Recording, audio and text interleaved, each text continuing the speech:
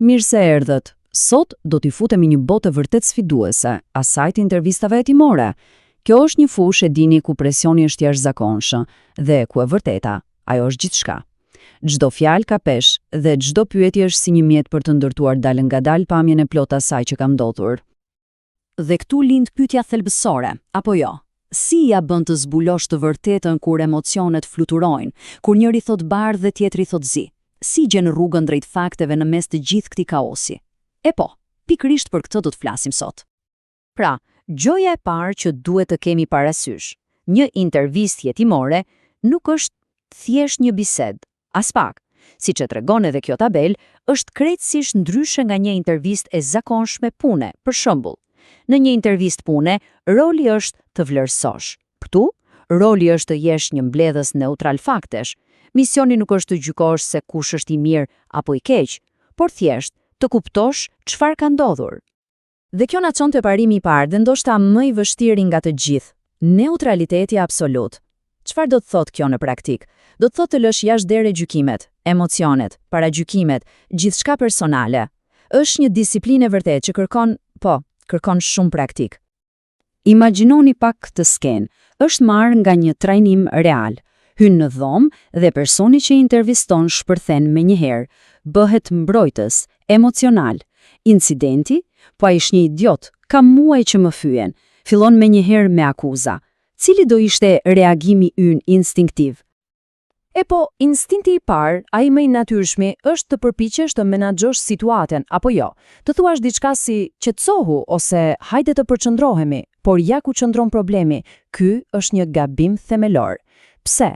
Sepse fjala qetësohu në vetvete është një gjykim, po i thua personit tjetër që reagimi i tij është i gabuar, është i egzageruar, dhe sapo e ke bërë këtë, ke humbur neutralitetin. Tani, shikoni diferencën. Një ekspert nuk do ta bënte kurrë këtë. Përgjigjja e duhur është krejtësisht neutrale. Nuk e gjykon emocionin, por e përdor atë energji për të mbledhur informacion. Kur thua, më trego çfarë ndodhi nga këndvështrimi yt, ti po ia vërteton ndjenjën, po i thua të dëgjoj, por në të njëjtën kohë po e drejton butësisht drejt fakteve. Kështu, kalojmë te parimi i dytë, që është vërtet zemra e çdo hetimi. Të mësosh si të ndash opinionet që realisht nuk vlejnë asgjë nga faktet e verifikueshme. Këto të fundit, ato janë si flori për një hetues. Dhe kjo tabele e tregon në mënyrë fantastike, kur dikush thotë, ai është agresiv, ky është thjesht një opinion, një etiketë. Pyetja e zgjuar është, çfarë bëri ai? Cilat ishin veprimet specifike? Ose, ajo është gjithmonë vonë, kjo nuk vlen. Por, sa herë ka qenë vonë këtë muaj? Në cilat data? Kjo është një pyetje që kërkon një fakt.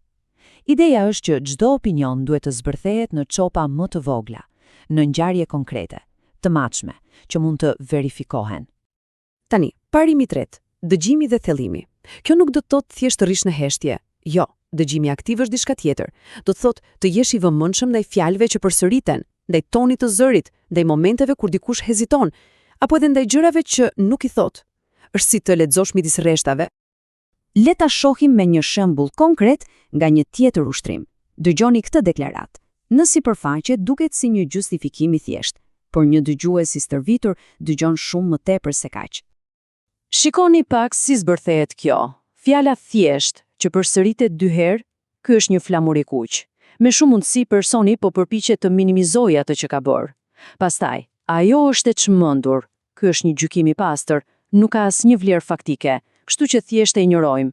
Dhe fjala gjithmonë, ky është një përgjithësim klasik. Duhet sfiduar menjëherë, duke kërkuar shembuj specifik. Pra, ja ku është çelësi. Pasi ke dëgjuar në mënyrë aktive, vjen pyetja thelluese. Ajo pyetje që e detyron personin të kalojë nga justifikimet e përgjithshme te një fakt konkret dhe i verifikueshëm. Çfarë fjalësh specifike përdore? Kjo është pyetja që pret mjegullën dhe shkon drejt në thelb. Mirë, i pam parimet, tani si duken të gjitha këto kur i bashkojmë në një proces të strukturuar. Le të shohim se si funksionojnë në praktik.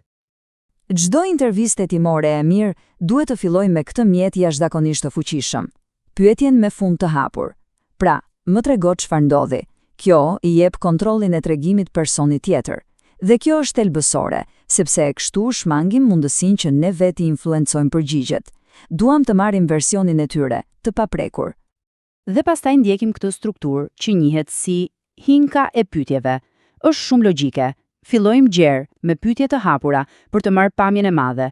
Pastaj ngushtohemi duke përdorur pyetje thelluese për të hetuar detajet kryesore.